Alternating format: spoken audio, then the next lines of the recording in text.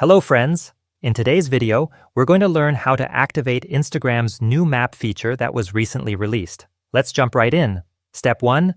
Make sure your Instagram app is updated to the latest version.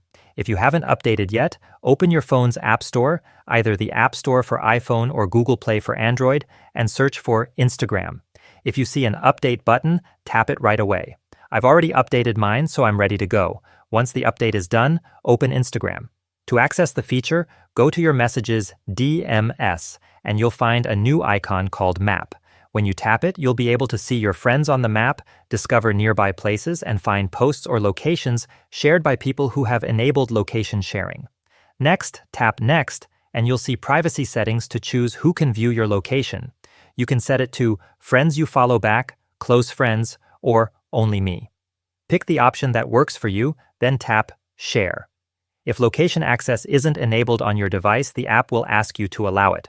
Once it's activated, you'll be able to see your friends on the map, and they'll be able to see you, similar to Snapchat's map feature. And that's it. If you found this video helpful, don't forget to like and subscribe so you can get more tips and tutorials in the future.